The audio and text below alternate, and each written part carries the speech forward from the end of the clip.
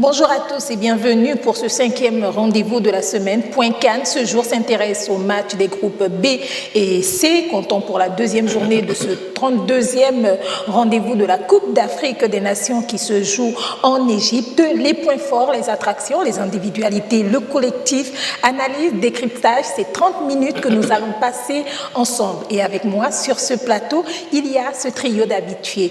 Il y a donc Alfred Mibali, bonjour. Bonjour Aïssa, bonjour à tous. Anissé Yala. Aïssa, bonjour. Un plaisir de vous retrouver. Georges-Alexis Bada, bonjour. Bonjour Aïssa Lormeza. Alors, donc, pour rappel, comme nous le disions, nous nous intéressons au match Madagascar-Burundi, groupe B, 1-0, la victoire de Madagascar, Sénégal, Algérie et Kenya, Tanzanie, respectivement 0-1 et 3-2 pour le groupe C. Madagascar-Burundi, l'exploit de Madagascar, 1-0, un exploit qui déchaîne l'île.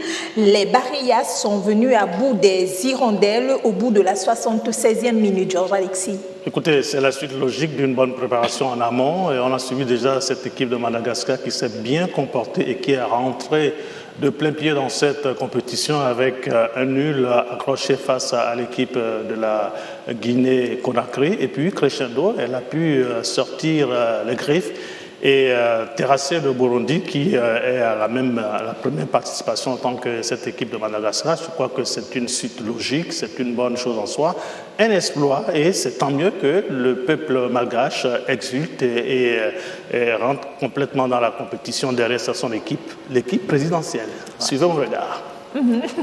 Effectivement, Alfred. Oui, vous traitiez un exploit qui déchire toute l'île, c'est la moindre des choses que cette jeune nation, footballistiquement parlant, pouvait s'attendre à partir de ces résultats. La question qui se posait à l'entame de cette rencontre, qui opposait deux novices, c'était celle de savoir qui gagnerait, qui sortirait vainqueur de cette rencontre. Madagascar est resté dans la logique de sa première sortie et cette première victoire est amplement méritée. C'est une équipe de débutants qui s'assume, Anissé. Oui, une équipe qui s'assume totalement, hein, c'est la première participation. Et je pense que si vous avez tout ce public derrière cette équipe nationale, c'est aussi parce qu'elle l'a suivi durant les éliminatoires.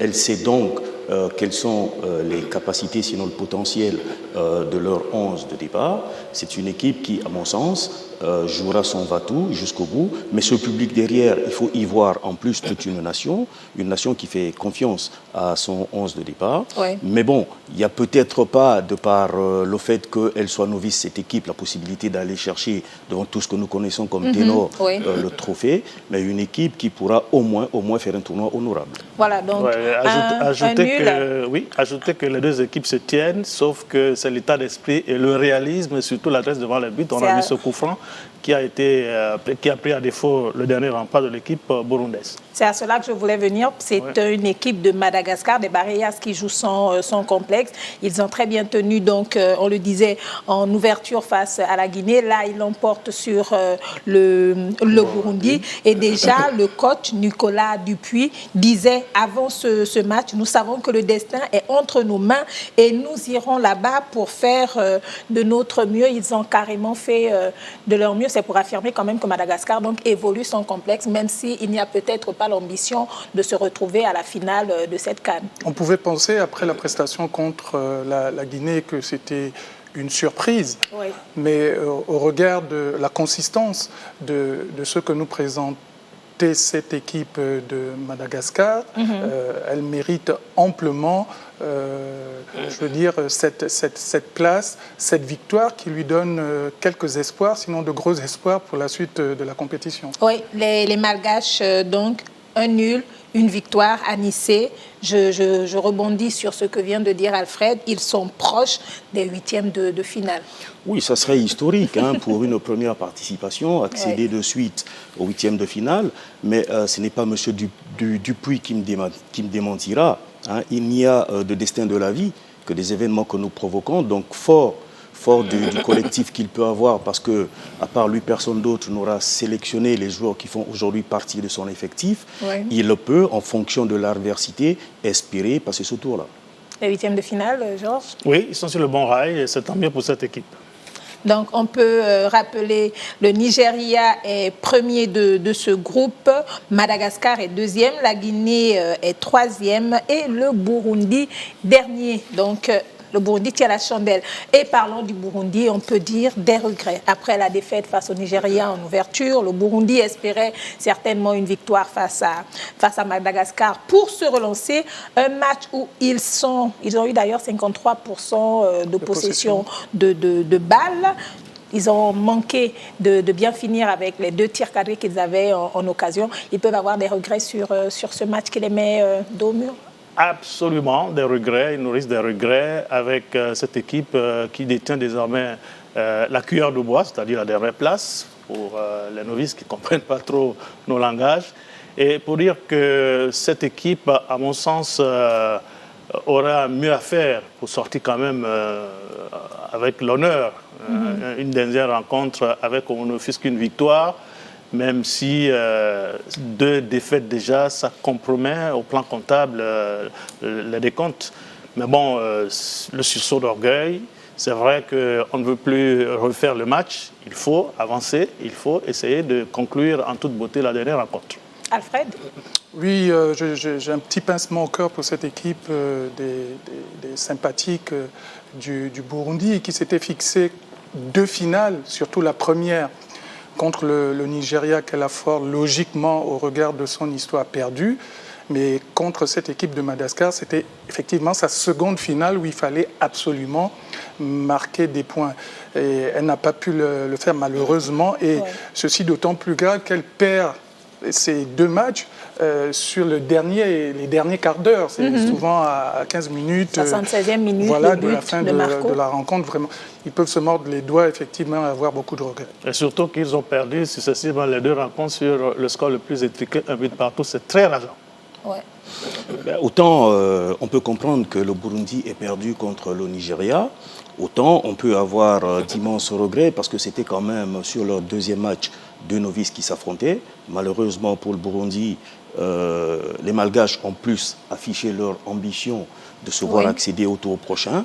Ils ne pourront s'en prendre qu'en eux-mêmes. La surprise désagréable. Donc le Burundi, on peut déjà parler d'un apprentissage difficile. C'est tout de même leur première phase finale de CAN. Ils ont été invaincus durant les éliminatoires. Ils ont même d'ailleurs été, on va dire, la bonne révélation du groupe qu'ils partageaient avec le Gabon. Donc le Nigeria, le Burundi peine pour sa première participation. On peut parler d'apprentissage difficile pour des Hirondelles qui, on le sait, se sont véritablement construits pour arriver quand même à cette première participation. Ils se construisent depuis 2012. Au risque de me répéter, j'ajouterais même douloureux, apprentissage douloureux, parce qu'ils sont proches quand même d'un exploit. Face à cette équipe de Madagascar, n'eût été l'état d'esprit et la haine de vaincre des Malgaches qui les habitent, qui les animent, qui a donc mis en échec cette volonté de l'équipe burundaise qui a misé sur ses forces. Elle a joué à son niveau, c'est tant mieux. Maintenant, il faut se projeter vers le prochain match. Pourquoi pas et sortir par la plus grande porte. Oui, il n'y a pas à rougir pour une première participation. Cette équipe du Burundi n'a pas à rougir de ces différents résultats. Elle est venue quelque part, même si on dit qu'il n'y a plus de petites équipes, mais elle est venue pour apprendre et elle sortira plutôt grandie de cette expérience. Ouais, logique, une équipe burundaise qui sortira grandie de cette expérience, parce qu'il faut quand même en face retenir le fait que dans leur poule, il y a un des prétendants sérieux au titre final, qui est le Nigeria. Le Nigeria face à qui cette équipe burundaise n'a jamais été ridicule. Donc pour moi, c'est une expérience qu'il faut capitaliser. Encore que bon, nous ne sommes pas là en train de vendre leur peau. On espère tout simplement que lors de leur dernière rencontre, les Hirondais n'auront pas de plomb dans l'aile. On n'est pas là en train de vendre leur peau, mais on peut déjà un peu se projeter. C'est encourager effectivement le Burundi, comme vous étiez en train de le dire. C'est aussi reconnaître donc tout le travail qui a été fait pour permettre à cette équipe, n'est-ce pas, d'arriver à ce niveau, c'est-à-dire à cette première participation. C'est tout le travail qui est fait derrière. Ils ont misé au Burundi sur la formation. Ils ont misé sur des joueurs à l'extérieur parce que leur championnat est semi-professionnel. Ce sont des encouragements en plus pour ce pays où on sait que le président Nkurunziza apprécie beaucoup le football. Oui, il apprécie beaucoup le football. Il s'investit, il a jeté son dévolu sur un coach, je veux dire local, qui a fait ce qu'il a pu faire. Il est allé apprendre également parce que les éliminatoires, c'est une chose, mais les phases finales, c'est autre chose également. Là-bas, c'est le haut niveau, c'est la crème. Bon, ils n'ont pas rougi, comme dirait tantôt Anissé. Maintenant, ce qu'il faut peut-être dire, c'est qu'on attendait un peu plus de ça, faire de Lens, Fiston et autres Razak, qui ont été complètement happés par l'enthousiasme, le savoir-faire des Malgaches, qui ont donc pris le dessus dans cette rencontre. Et je crois que c'est de bonne guerre. Cette équipe, à mon sens, doit capitaliser sur les échecs et repartir sur de bonnes bases. Olivier Niungeko, je pense que c'est comme ça, qui est le sélectionneur du Burundi, a pris les rênes en 2017. Il avait des ambitions clairement affichées. L'une a été celle donc de qualifier le Burundi. Il est à garder pour lui. Comment on regarde?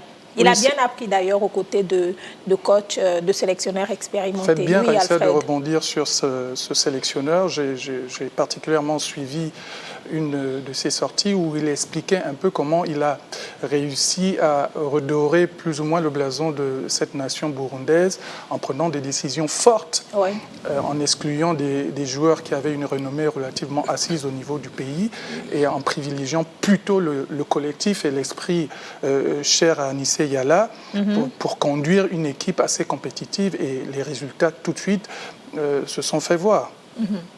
Anissé. Oui, un sélectionneur qui C'est un sélectionneur que vous connaissez si bien. Oui, bon, mais c'est un sélectionneur qui a su rester lui, un sélectionneur qui est resté sur le droit fil de sa philosophie. Mais de notre côté, il faut comprendre aussi que le Burundi n'a pas ses stars reconnues planétairement.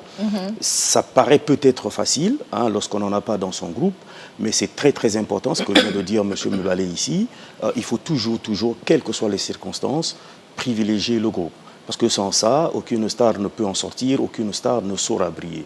Donc c'est un sélectionneur qui a su amener son équipe en phase finale de Coupe d'Afrique des Nations. Ils ne sont pas ridicules jusqu'ici, du moins de ce que nous observons.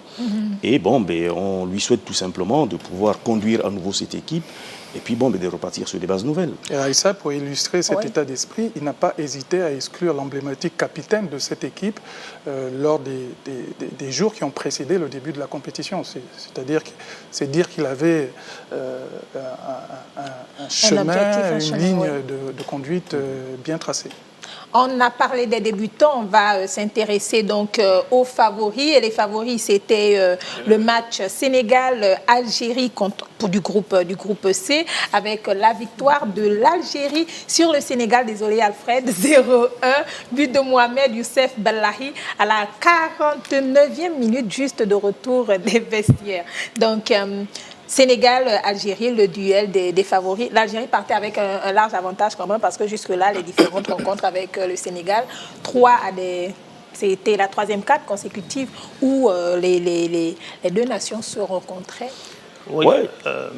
Oui, c'est un sujet alléchant. On vous comprend. De toute façon, ce match a réuni. Alors, nous qui parlions, je fais une parenthèse, nous qui parlions toujours de ces stades vides, sinon pleins juste quand l'Égypte jouait, il faut dire que cette affiche a intéressé et a amené du monde au stade. Oui, absolument. C'est une grosse affiche. C'est un duel au sommet dans ce groupe.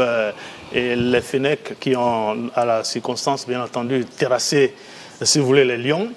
Et avec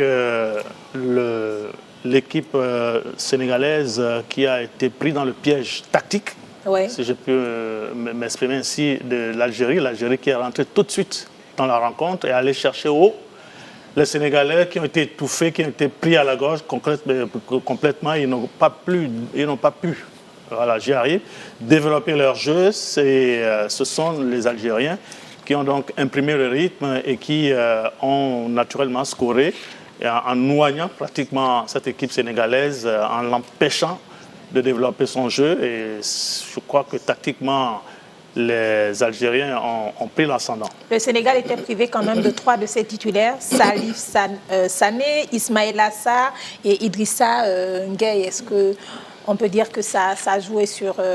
Oui, forcément, parce que lorsque un effectif se voit amputé de 3 éléments et 3 éléments clés, c'est limite une équipe nouvelle que vous avez à mettre sur pied. Il y a des automatismes qui ne sont peut-être pas forcément présents, en tout cas pas au bon moment. Oui. Donc moi, je reste convaincu et je me souviens que lors d'une interview, le sélectionneur du Sénégal, M. Aliou Cissé, Aliou Cissé, autant pour moi, Cissé, oui. l'a noté, c'est important, tout comme Sadio Mané, qui lui fait état de l'absence de Ghana. Donc c'est dire que ces absences ont fortement handicapé, même si cela ne transparaît pas de suite, cette équipe sénégalaise. D'accord, Sadio, quelqu'un veut rebondir? Oui, j'allais appuyer un peu ce que disait Alfred, pardon, pour dire que c'est vrai que dans l'entrejeu, qui est un secteur médian, névralgique et stratégique, on n'a pas vu la présence donc de Gana Gueye qui met de la fluidité et qui permet justement à la tripette d'attaque sénégalaise de s'exprimer comme il se doit. Donc coupé de sources de ravitaillement, cette équipe sénégalaise avait du mal véritablement à s'exprimer pour aller contraindre et contrarier les Algériens qui ont joué avec la malice habituelle.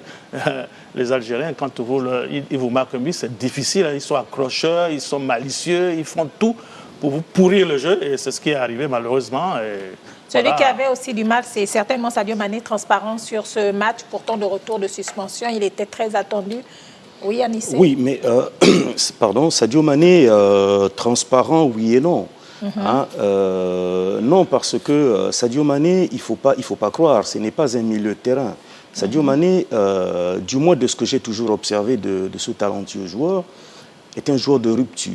Et un joueur de rupture, il fait dans la percussion, il fait dans l'occupation des espaces, mais pour que cela se fasse, il lui faut justement des ballons qui lui soient transmis dans les temps et sinon dans le sens de la course. Donc à partir de ce moment, vous comprendrez toute l'importance qu'aurait eu la présence de Ghana lors de cette rencontre. Donc oui, parce que justement, il n'a peut-être pas eu le rayonnement qu'on attendait de lui, mais n'attendons pas seulement trop de lui. Je voudrais revenir et peut-être tordre le cou à cette idée qui circule ici sur le plateau que je suis un supporter assidu de cette équipe du Sénégal. Non, je suis simplement... C'est peut-être aussi les hors-antennes qui font en sorte que nous pensions cela. D'accord. À notre décharge. À votre décharge, je vous le concède. Non, simplement, et Alexis a été relativement clair là-dessus, dans un match aussi tendu et fermé entre deux grosses équipes, le plan de jeu proposé par cet entraîneur de l'Algérie a fait mouche. Il a étouffé dans l'âme cette équipe sénégalaise en allant la chercher très haut, en exerçant le pressing sur ce qui fait la force de cette équipe. Elle a contrarié et fait déjouer cette équipe du Sénégal, même si cet ascendant dans cette rencontre, plus dans le mental et la stratégie, n'a connu son épilogue qu'en seconde mi-temps sur ce magnifique but algérien. Non, ça traduit un peu la mainmise et la nouvelle mentalité que j'admire. Et j'ai dit sur ce plateau que cette équipe algérienne, il faut la suivre. Il faut la suivre, elle est intéressante sur tous les plans. Alors, même si le Sénégal est deuxième du groupe, le Sénégal est tout de même en danger face au Kenya qui a 3 points également et un Kenya qui voudrait bien pour la première fois de son histoire passer le premier tour. Donc on va dire le Sénégal. Oui, il faut déjà dire que sur la rencontre... Pour sa prochaine sortie. Oui, absolument. Il faut gommer les insuffisances, faire les réglages qu'il faut, parce qu'on a vu une équipe sénégalaise sur le repli défensif très, très en difficulté. Vous avez vu le but, s'il faut le décortiquer sur le côté. Fawzi qui a envoyé donc une balle en retrait et l'axe défensif n'a pas eu le temps nécessaire d'anticiper, de monter sur le porteur du ballon pour l'empêcher déjà de faire deux gestes, le contrôle et puis la frappe. Je crois que cet axe, à mon sens, je le disais tantôt, était un peu dubitatif. Je vais dire l'axe central de la défense sénégalaise avec Koulibaly et autres Kouyaté, qui sont, à mon sens, un peu nonchalants et qui, dans la complémentarité, n'arrivent pas à résoudre l'équation. Le Sénégal, qui, à mon avis, après une entrée en lice plus ou moins prometteuse, vient de se mettre certainement en difficulté. En difficulté parce qu'elle devra affronter le Kenya lors de ce troisième match. Un match qui sonnera fort, tel une petite finale pour le Kenya, parce que c'est la seule opportunité qu'elle aura, cette équipe kenyane, de passer ce tour et d'accéder finalement en huitième de finale. Un match qu'elle affrontera peut-être aussi, l'équipe du Sénégal, dans un état d'esprit peut-être pas très serein. Parce que sortant d'une défaite et affrontant une équipe kenyane qui, elle, au sortir d'une victoire, se sent plus revigorée. Donc elle est peut-être en danger. Oui, elle doit sonner la révolte. Et la grosse déception, c'est Niang, le Rennais Niang, qui jusqu'alors, en deux sorties, n'a pas encore véritablement scoré. On attend beaucoup de lui. Et ce n'est que Baldé et donc Sadio Mané qui, jusqu'alors, essaient de tenir un peu la baguette au plan offensif. Alfred. Oui, cette équipe du Sénégal, il faudrait absolument qu'elle tire les leçons de cet échec pour pouvoir justement glaner les points nécessaires face au Kenya. Ce sera difficile. Mais quand on analyse bien les prestations, et même dans les prestations antérieures, elle ressemble à un géant au pied d'argile, cette équipe. C'est-à-dire, lorsqu'elle est en face d'une difficulté relativement, je ne voudrais pas dire gigantesque, mais assez compliquée, elle perd un peu son pouvoir, parce que j'ai dit, elle dégage une force physique, mais paradoxalement, lorsqu'il faut affronter la pression des grands matchs, de ces rencontres couperées, eh bien, elle a tendance un peu à se perdre cette efficacité. Je me souviens toujours de cette rencontre en 2017 contre le Cameroun, où elle était donnée largement favorite, et malheureusement, elle est passée, les ténors sont passés à côté, et psychologiquement, elle me semble un peu faible. Alors, c'était un match qui permettait d'envoyer l'une des deux équipes en huitième de finale. L'Algérie, donc, grâce à Mohamed Belahili, s'envole en huitième de finale. Elle se sera procuré les meilleures occasions et on peut le dire, les hommes de Djamel ont pris l'avantage direct. Oui, absolument. Cette équipe a sorti le grand jeu de par sa maîtrise tactico-technique. Je le disais tantôt, c'est une bonne chose en soi. Elle a en main toutes les cartes. C'est vrai qu'on n'a plus la chatoyance des équipes, de cette équipe algérienne, à l'image de Belloumi, Rabat Madjer et autres Ben Saouda. Mais aujourd'hui, c'est une équipe technique, c'est vrai, physique, et qui a beaucoup plus de malice et qui sait véritablement gérer une rencontre. Oui. Une équipe des Fennecs qui m'a paru très mûre, une équipe assise autant défensivement qu'offensivement. Il ne faut surtout pas se focaliser sur le fait qu'elle n'ait scoré qu'une seule fois. Il ne faut surtout pas se focaliser sur cela.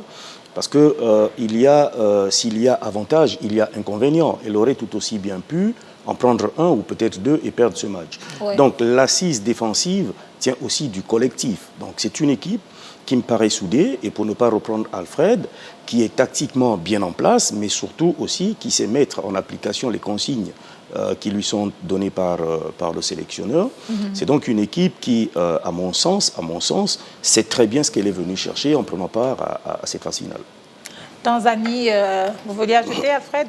Non, nous faisons les éloges de cette équipe algérienne. Il y a un homme derrière, Belmadi, le sélectionneur, qui a inculqué, j'insiste, ce nouvel état d'esprit de cette équipe qui a un peu abandonné, son côté.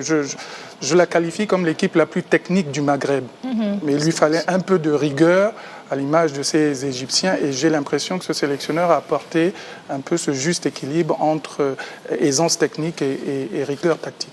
Alors, Tanzanie-Algérie, ce sera le prochain match pour l'Algérie. L'Algérie qui va donc tout simplement vouloir bien finir. Oui, bien finir, pour les Fennecs. bien finir, c'est gagner, c'est vrai, mais pour moi, le regard peut être tout autre. Oui. Bien finir, c'est peut-être permettre aussi à ce sélectionneur de laisser souffler ses ténors. Oui. C'est peut-être donner à ces garçons qui sont sur le banc d'avoir une fraîcheur physique, sinon de goûter à la compétition, Oui. parce qu'on ne sait pas à quel moment un joueur peut être blessé. Pour moi, bien finir, c'est déjà cela. Mais il est clair que partis comme les Fennecs sont partis, ils auront besoin naturellement de glaner quelques victoires encore en plus. Ouais. Pour le moral. Oui, absolument. Donner la chance aux coiffeurs, comme on le dit d'une manière prosaïque, ceux qui sont sur le banc, de s'exprimer, de rentrer déjà dans la rencontre. Et c'est comme ça qu'on gère progressivement un groupe, parce que il y aurait désormais des matchs couperets. Et comme le disait Anissé, il faut préserver les ténors, les cadres, pour les mettre à l'abri des blessures. Parce qu'un match de trop peut handicaper ou alors leur permettre de stopper leur progression ou leur compétition. Je crois qu'il faut gérer le banc, c'est une opportunité. Et vu également la profondeur du banc de cette équipe, je crois qu'il n'y aurait pas de problème. Les Fennecs, un collectif, donc on est d'accord là-dessus, huilé, et qu'il faut suivre de près tout au long de ce 32e rendez-vous de la Coupe d'Afrique des Nations, Alfred. Tout à fait. Mais attention, là, nous sommes à la deuxième journée. C'est vrai. Surtout pour cette équipe algérienne, ne pas s'enflammer, prendre la grosse tête, parce que, bon, c'est un problème que devra gérer ce sélectionneur par rapport aux nombreux talents qu'elle a. Comme je le disais, une équipe qui m'a paru assise, autant défensivement qu'offensivement. Maintenant, est-ce qu'elle ne l'aura été que sur la rencontre contre le Sénégal? Attendons de voir, parce que l'état d'esprit, une fois sorti des poules, peut ne pas être le même. La pression n'est pas toujours évidente à gérer. Et donc, comme dirait M. Alfred Mebale, what and see. Très bien. Il y avait aussi Kenya-Tanzanie 3-2 en faveur du Kenya. C'était le derby de l'Est. C'était un beau match, Georges. Oui, très beau match. Un match, je veux dire, à plein de rebondissements, avec 8 égards au but qui ont été réalisés, 5 au total. C'était véritablement âprement disputé avec deux équipes athlétiques. Vous savez qu'ils sont réputés dans l'athlétisme, le Kenya et la Tanzanie. Et cette fraîcheur, cette bagarre d'occupation rationnelle et d'engagement, de harcèlement à tout point de vue, ça s'est reflété sur l'aire de jeu. Et le plus prompt, celui qui a le plus d'état d'esprit conquérant, c'est bien entendu cette équipe kenyane qui a pu tirer son épingle du jeu avec une troisième réalisation de toute beauté qui a fait la différence. Un match aussi débridé que passionnant, qui aura très certainement gardé en haleine les téléspectateurs. Alexis l'a dit, le match le plus prolifique après celui du Mali. 5 buts sur une rencontre. C'est pour vous dire qu'il y avait effectivement dans ce derby de l'Est, comme vous titriez, beaucoup d'engagement. Et on constate que lorsqu'il y a un enjeu derrière et qu'il faut jouer sa qualification, par le travers, les données changent et les équipes ont tendance à beaucoup plus se livrer pour obtenir la victoire nécessaire et essentielle pour pouvoir prétendre voyager plus loin. Certains en ont profité pour s'ajouter des buts au compteur et retrouver donc Michael Poté. Il s'agit de Olunga. Ils sont donc le compteur de buts. Il continue d'enregistrer au niveau donc de l'Égypte. Michael Poté, premier joueur à avoir réussi le doublé à cette CAN, c'est le Béninois. Olunga, le Kenya, le rejoint. Il a aujourd'hui 2 buts. Et il y a également l'Ougandais Okoui. Voilà, je suis arrivée. Oui, Poté a cette propension de vouloir marquer déjà ces 2 buts dans une seule rencontre. Eh bien, les autres, également Olunga, on a vu ce longiligne attaquant qui a fait la différence.